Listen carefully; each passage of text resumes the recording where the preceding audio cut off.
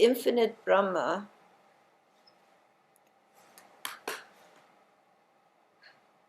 exists in the unmanifest and manifest states,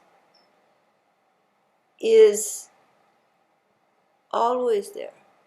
There is nothing outside of Brahma. This God, this Brahma, is not a particular figure, a particular existence. The whole of creation abides within Brahma, composed of the substantive nature of existence. The infinite Purusha, Parama Purusha, the infinite Purusha, the pure consciousness, is the substantive nature of existence. Everything in form is truly composed of this substance. As the figurine and the vase are both composed of clay, so the created universe is composed of consciousness, of beingness, of awareness. Conscious, intelligent being. Parama, the supreme Purusha, consciousness, permeates the moving and the unmoving. This pure, intelligent, conscious awareness, this self of all beings, is unchanging. Though there are infinite forms in creation, Purusha, the substantive nature of all that is, remains unchanged. It is as if all that is in creation is a dream, a layer of imagination within this cosmic witnessship, this cosmic intelligent awareness, which composes all that is. As your dreams exist within your own mind, so all of creation exists within Purusha, unchanged, unimpacted. Purusha remains ever continually the same. The infinite conscious being, the infinite awareness, the truth of all that is an unchanging, underlying existence. And all of creation abides within that. Brahma is both the unmanifest Purusha and Purusha, the dream which lies within the body of Purusha, forming creation. And within this infinite Brahma, there are two aspects. One is the force which brings creation into existence to flower into manifestation until it becomes carbonic and exists in the physical particle existence of the physical realm. And then the other aspect is that which brings it back to awakened awareness, to pure being, to the aware Purusha. That process, sanchara, the extroversion, prati sanchara, the introversion, is going on continually. The expressed universe exists, though Purusha, the substance of all that is, never changes. The expressed universe exists. It has a relative existence.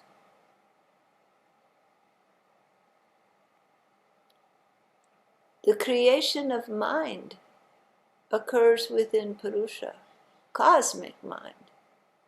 And within that cosmic mind, all of the processes of manifestation occur. And the development of the 5 elements, and the subtle universe, and the physical universe. There are 7 layers, the koshas, the layers of the cosmic mind.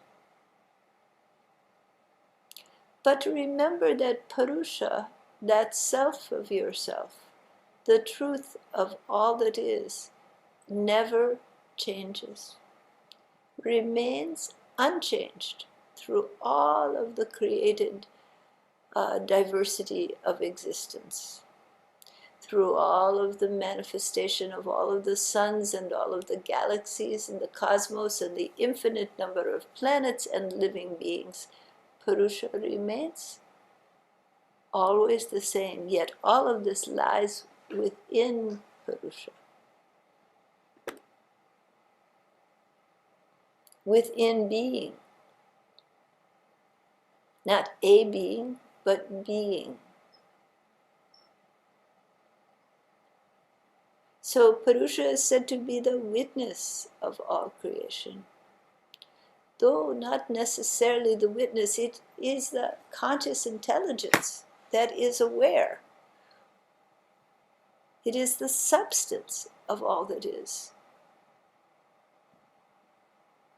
There is only one existence, one universal existence. Within it lies the relative created universe and the diversity of many.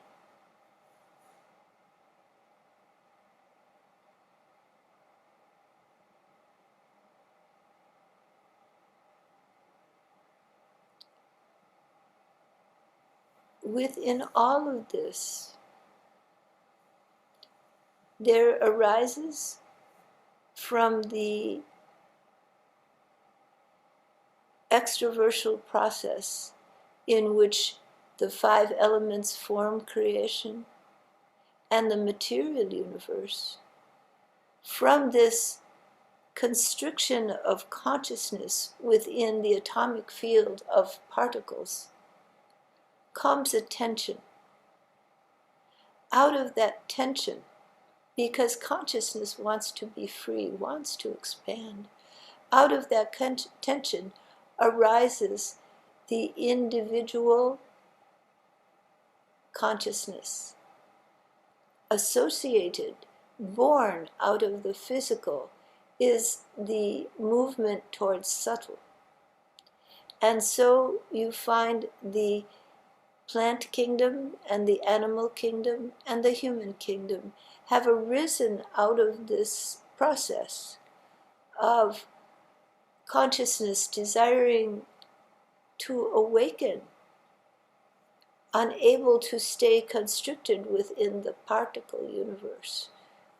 It begins to unfold, but in association with the material universe, so that there are bodies and minds and individual consciousness all occurring within this frame, this existence of Purusha, of pure being.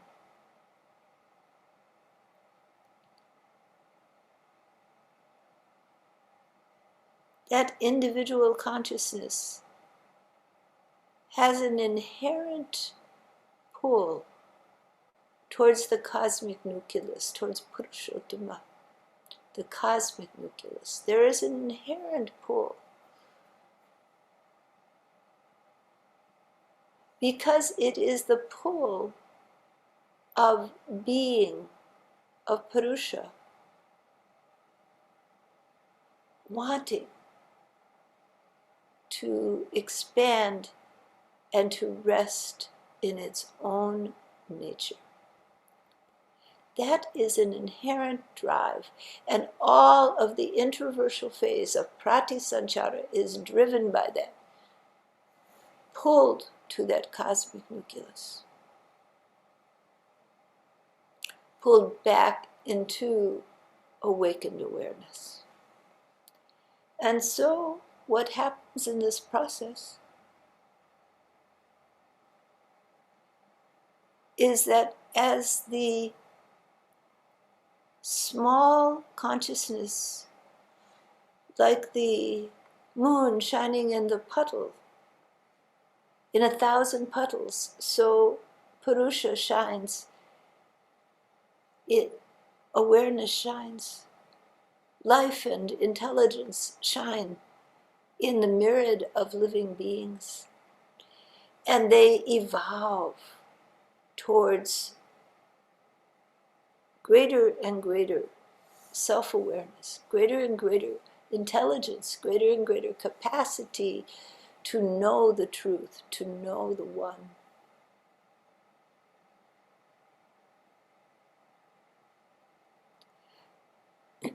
But that evolution cannot occur without shepherding.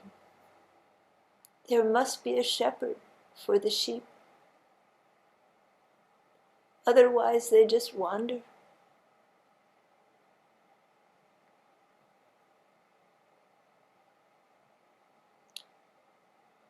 That cosmic shepherd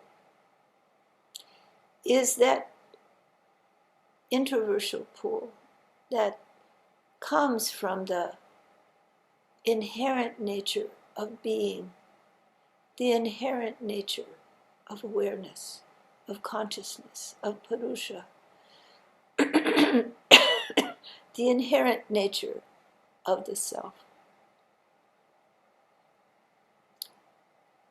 The closest word in the human category is love. It has an inherent pull to want to merge together in union. So the human heart feels this pull. The brain has so many ideas, but the heart knows this pull, knows it inherently inside, seeks it in many forms. And the pull pulls from one life to another to another. Consciousness is pulled in form to come again and again, to expand, to grow, to learn, to become closer to the one, until a form is suitable to be a kind of mini form of the formless, till the mind is capable, the consciousness is capable of dissolving into its own inherent nature. All of creation, all the plants and animals and the evolutionary process is guided by the cosmic mind. The Lady Prakriti, Mother Nature, is the guiding force, gently guiding her children towards the one, towards their own eternal nature, out of identification with the physical universe and into identification with being, with consciousness. She is always taking all the living beings towards the one. And that one is also guiding,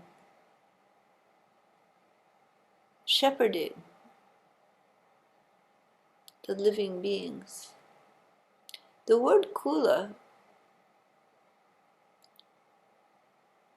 means shepherd in ordinary stance, but it also means the family guru, the Kula guru, the one who guides the process of the Kula Kundalini, the one who guides the journey from base identity with physical existence to through identity with subtler and subtler form until there is the surrender, the dissolution into pure being,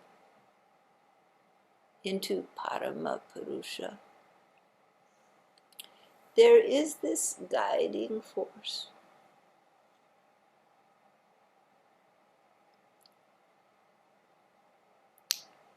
Like the hand with many fingers. It takes different forms at different times in history, in different parts of the world, in different cultures, with different human beings. That guiding force will work through human beings, through ordinary physical structures. It works through the natural world. It is everywhere.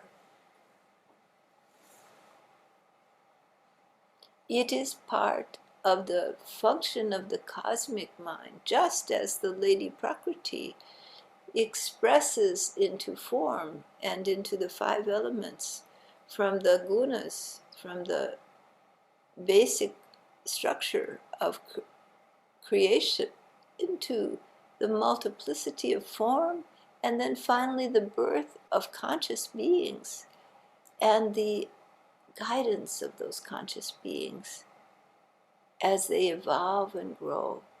What they need in terms of guidance changes. What the antelope needs in the meadow is different than what the human being needs. The human being uses language, uses mental ideas that are more sophisticated.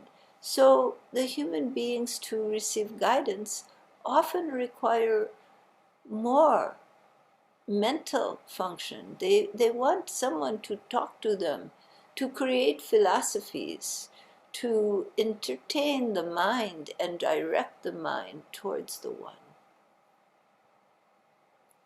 And so those who have surrendered themselves to the one,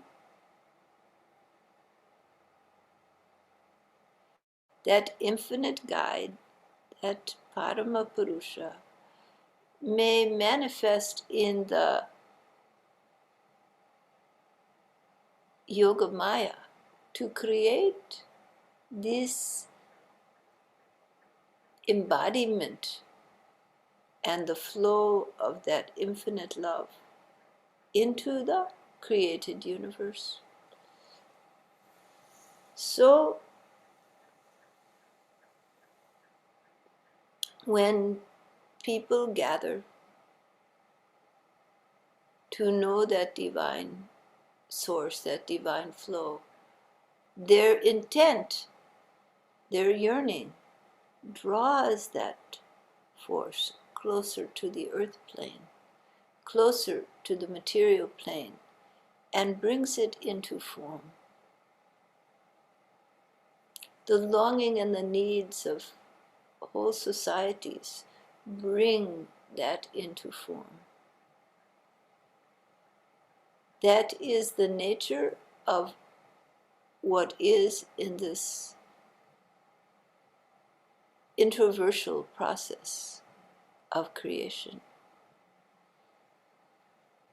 As that form of the takes place in human forms, that cosmic archetype, the cosmic mind, creates archetypal waves that sink deep into the human psyche. And when the need is great, can manifest in human form. in a suitable human form.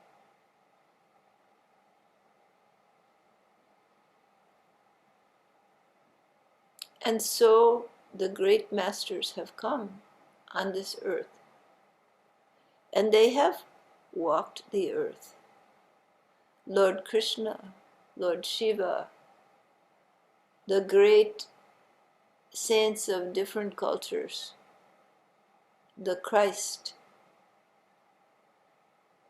they have walked the earth in human form. Forms that have been surrendered to them, so that these great aspects of cosmic existence come, this shepherding force of the cosmic mind shepherds the living beings homeward, towards the One, towards greater and greater awareness of their infinite source. And that is known with the human heart. The love, the devotion, the connection to that divine source. It's the lifeline. The intellect creates so many philosophies around these different experiences. So many ideas enter the human mind, and they're expressed differently in different cultures. But the reality of the experience is one. The reality of the experience of connection to that cosmic beloved, of surrender, of ego, of vanity, of assumption of your individual doership, the surrender of your beliefs, your constructs, into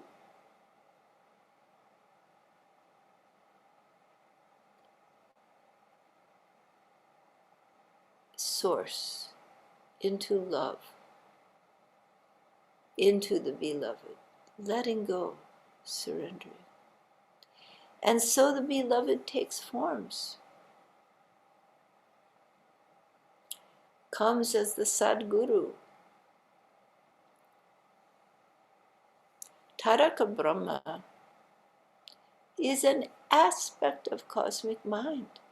It's a flow of this cosmic existence. It always has been, it always will be. It will not go away. Forms that it takes have differed.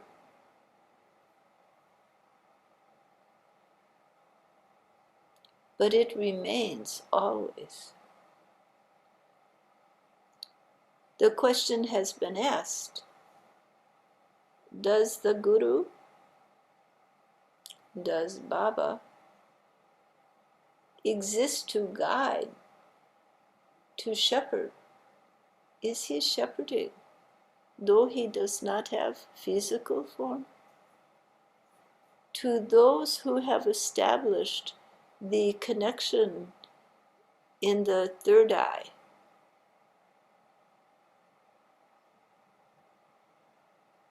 in Ajna Chakra, those who have established the link to him,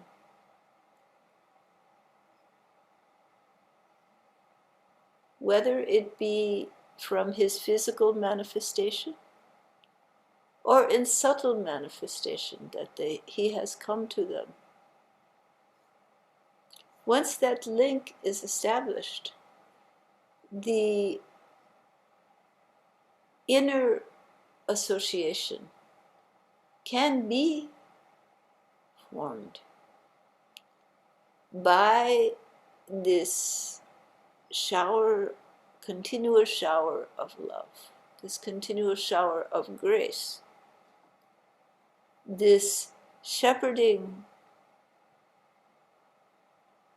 beingness, this aspect of cosmic mind brings the children of earth, brings the children of this creation home. When they are ready, they may establish within the subtle mind this connection, this link. Then the Sadguru is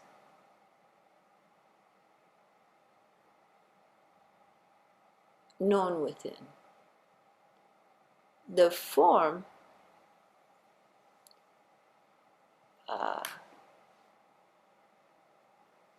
the Guru, by the devotion and surrender of the devotee, the binding force of the cosmic mind, in the form of the shepherd, the guiding force, the Sadguru, will come and bind.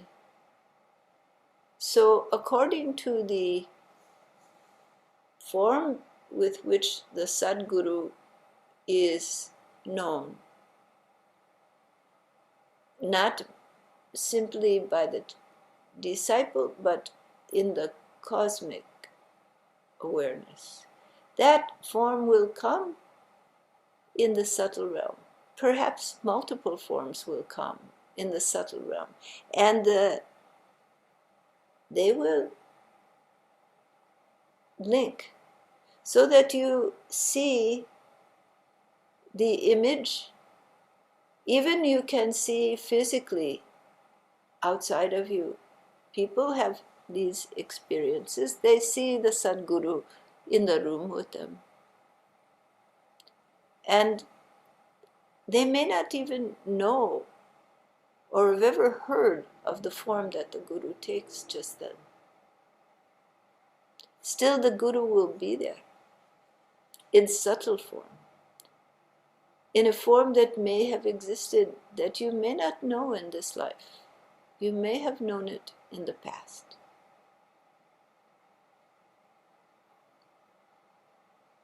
You may never have known it, but it exists in the subtle psychic realm, and your consciousness entering that realm, and that make a connection. Your beliefs in your mind can be one thing, your experience of the form that connects to you quite another. But you experience one or more forms of the Sadguru. And that one, those forms exist in subtle realm of light, of awareness. They are beings, but they are archetypal beings. They take human form through human bodies that are surrendered to them. But they themselves are eternal. They are immortal manifestations. There are immortal manifestations of the cosmic mind. They are the embodiments of the shepherding force of the cosmic mind, the Kula Guru, the Sadguru, the Christ consciousness. There are many names in different cultures.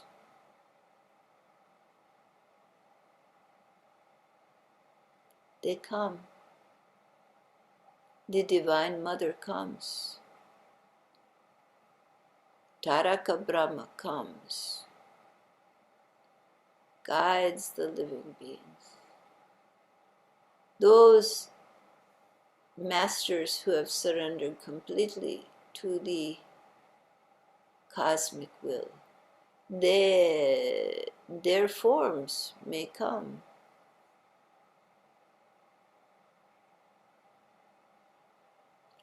The form may come. subtle cosmic mind.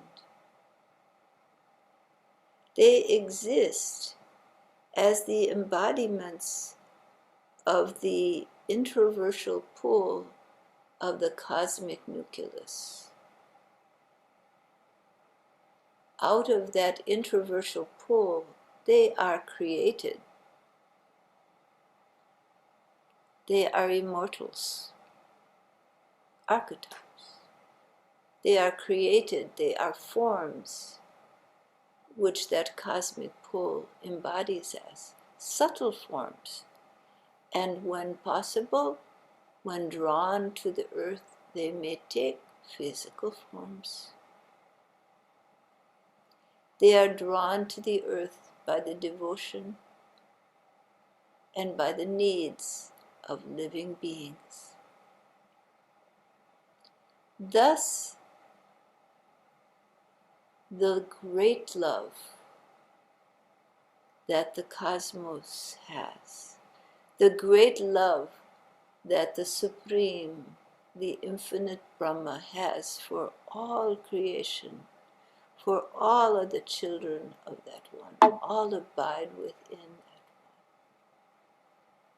that great love showers on all creation, on all living beings, and takes form accordingly.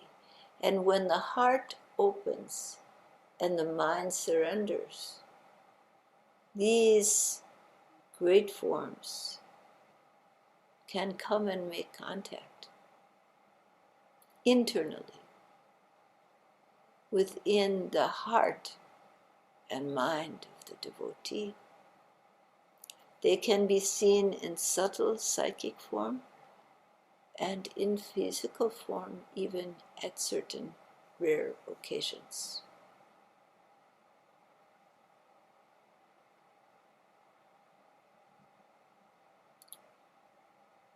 Are there still any questions?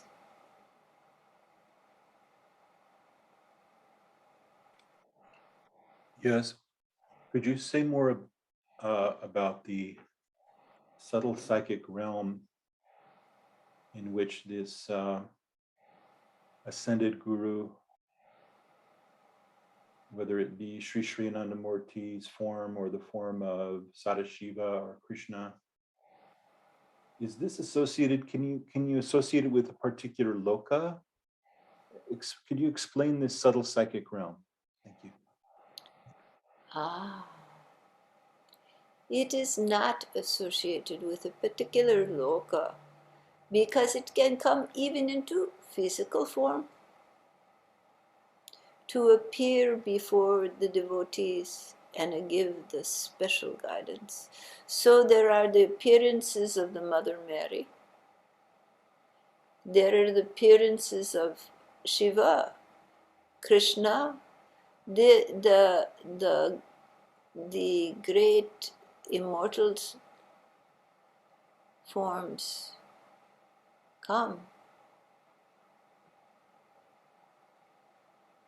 So they exist in all realms. But generally speaking, in less unusual circumstances, this physical realm is too crude for them unless they embody in a surrendered form due to the needs of the people. Those are the enlightened ones.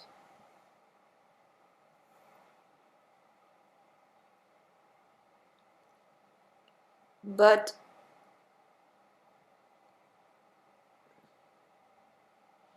they are in all of the dimensions. And as you traverse from the physical, from Bur and Burvar Loka to Svarloka, the realm of imagination and manifestation in subtle forms, you can meet Guru there, but you are still meeting the reflection. Then you go deeper in the realm of knowledge. They exist. But we will go deeper in the realm of pure light, pure unity and wholeness. They exist beyond form. The only form is light, Ananda, bliss. So, whatever loka you meet them in, they will take your hand, say, "Come, my boy, come, my girl." And they will lead you, they will shepherd you to the subtlest realms and to the peace of eternal being.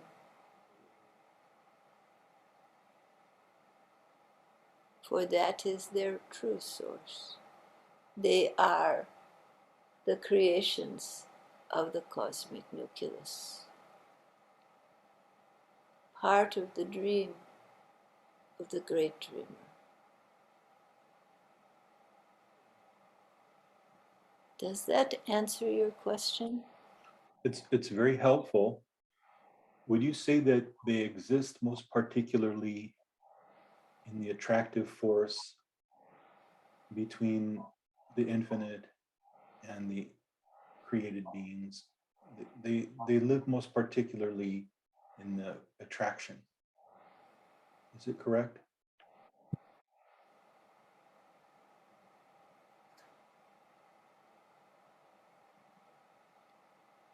They exist.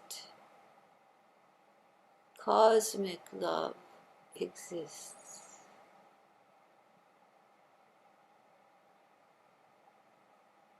You are, when you are ready, you are bestowed the vision from which your attraction stems. When you are ready, the vision is given, the bond is made, and forever your heart is taken.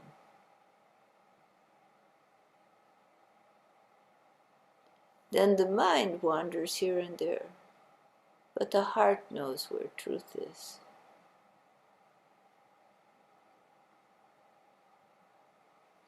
And the bond of love shepherds you. Even when you do not see or feel forms, it shepherds you, holding you in that love, teaching you through love.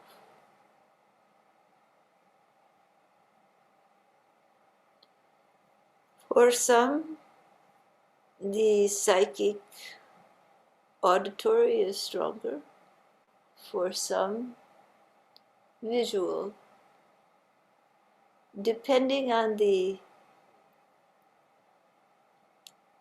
genetics of the body, it may or may not be inclined towards certain certain clarifications, certain experiences.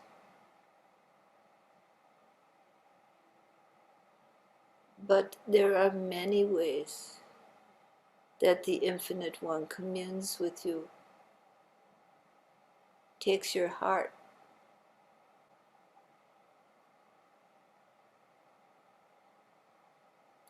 Follow the feeling inward. Follow the love.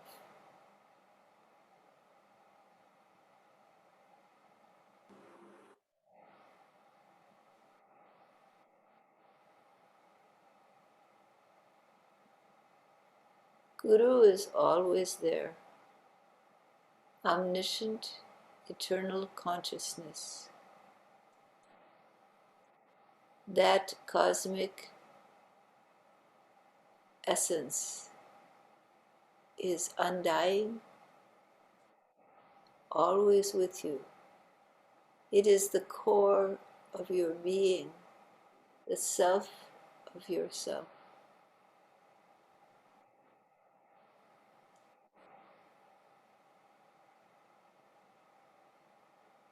There is nothing outside of that. It will always touch you and draw you near.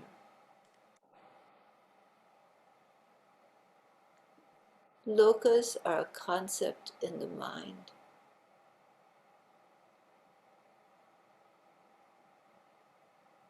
Love is a reality of the heart.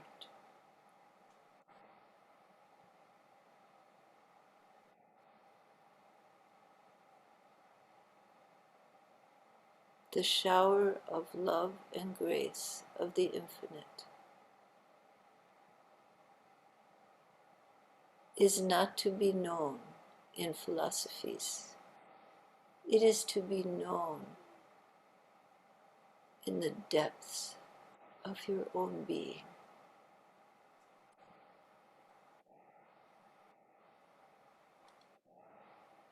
Philosophies are good to guide the mind so that it can be properly prepared. But they can also be a trap. It is in the direct experience, in the love that knows no bounds, that the Sadguru abides.